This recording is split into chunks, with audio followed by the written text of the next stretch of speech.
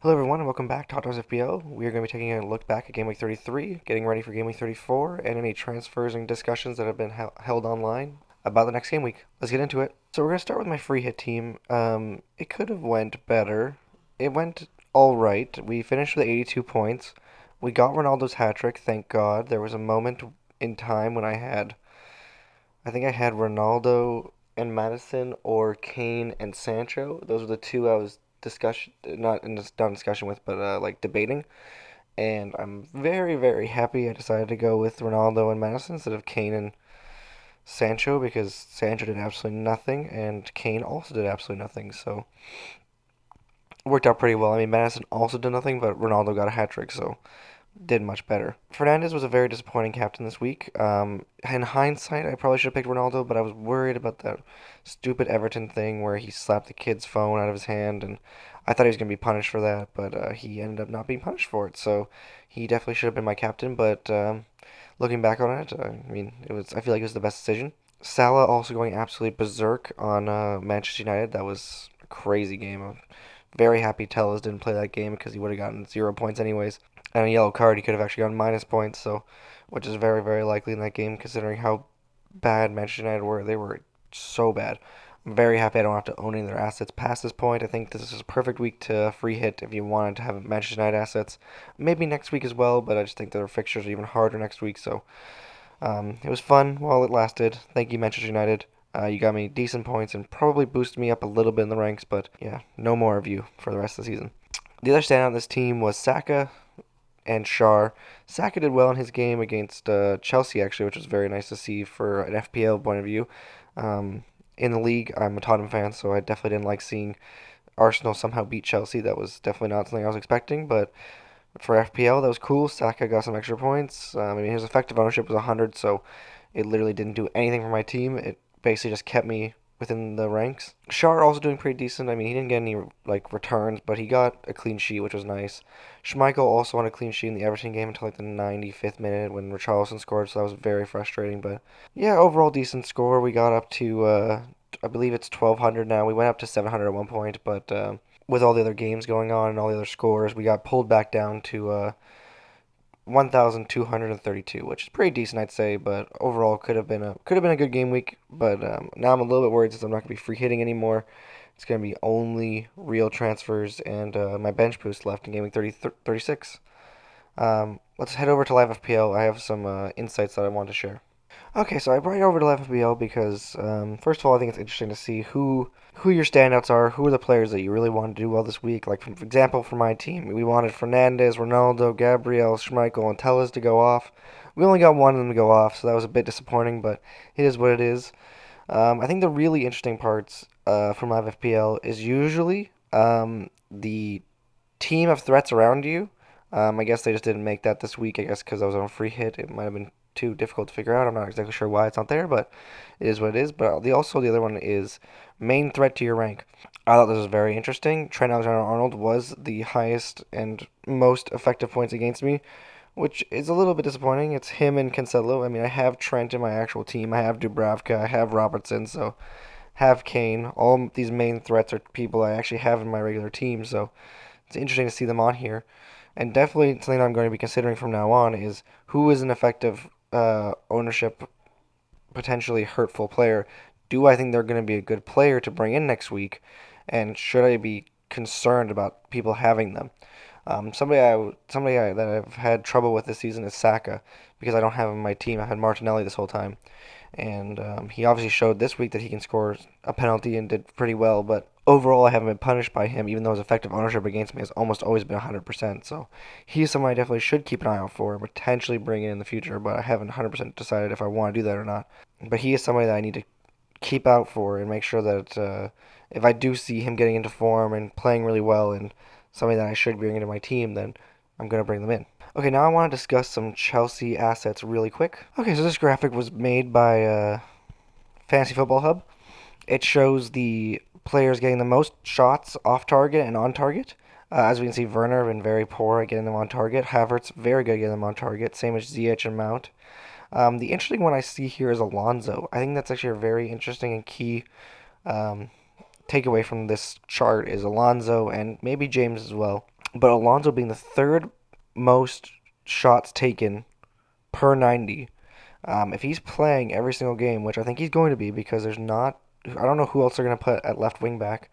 And Alonso basically plays as a left mid, let's be honest, the way he plays. He's like a second striker sometimes. He could be a very, very good player to bring in this week. I think Havertz also definitely could be somebody to consider, and if you're looking for a striker, Werner could potentially also be a very good option, just because Werner has been in pretty decent form. He's been getting a lot more returns, which has been nice, and he's playing beside Havertz. Those two up top have been playing pretty well together with Mount in behind. I think Mount is also definitely an option this week. I think James is actually less of an option than maybe people consider because he's been playing right center back. And I mean, at that point, what's the difference between him and Rudiger? I mean, obviously James gets a little more attacking return, but like if he's playing center back anyways, him and Rudiger are basically the same person, except for Rudiger takes long shots and he's a more of a goal threat from corners. So I think James might have been a little bit overhyped at the beginning of this week, and I think Alonso is definitely the player that I want to be looking at for my defensive options this week. I want to quickly discuss the difference between Havertz and Mount. So this is another graphic I've taken off of Reddit. It's Mount versus Havertz, the stats. When we look, we can see that Mount has a lot more bolded colors than Havertz does.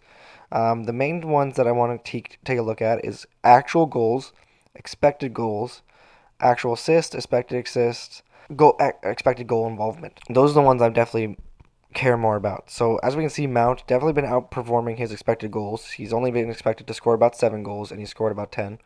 Havertz has been expected to also score about 7, just slightly more than Havertz, 7.3 to 6.9. But he's only scored 7, so he's been slightly underperforming.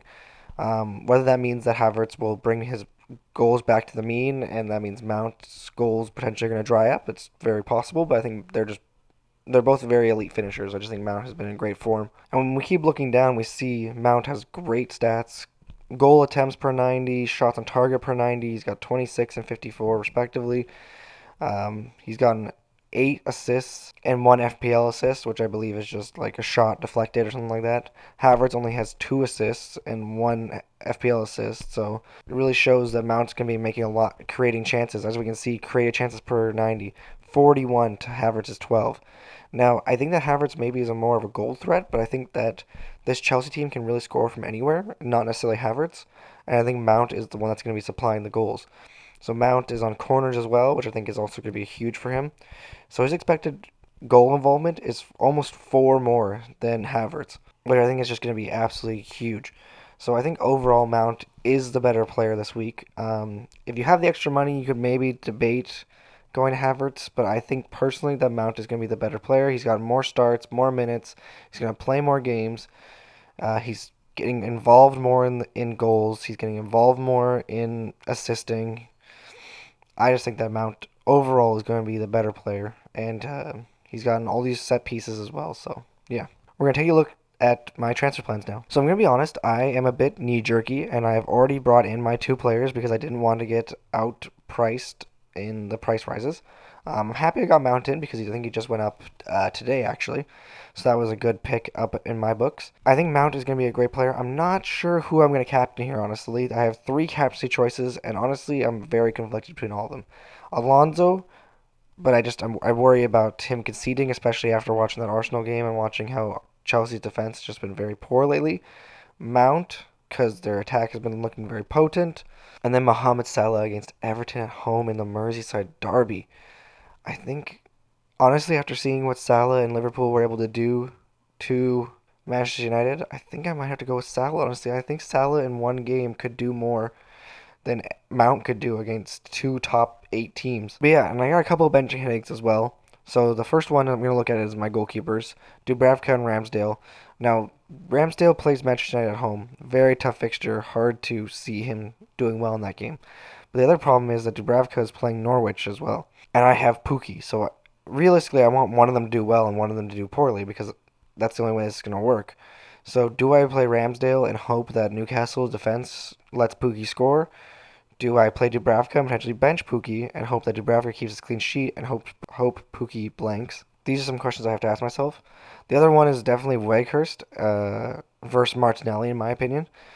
Again, Martinelli playing Manchester United at home.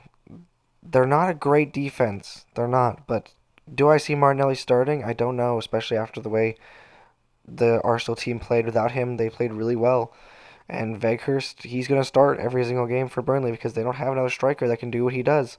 He missed a pretty open sitter against Southampton, which was a bit disappointing for him. But he's already scored a goal in the double game week last week.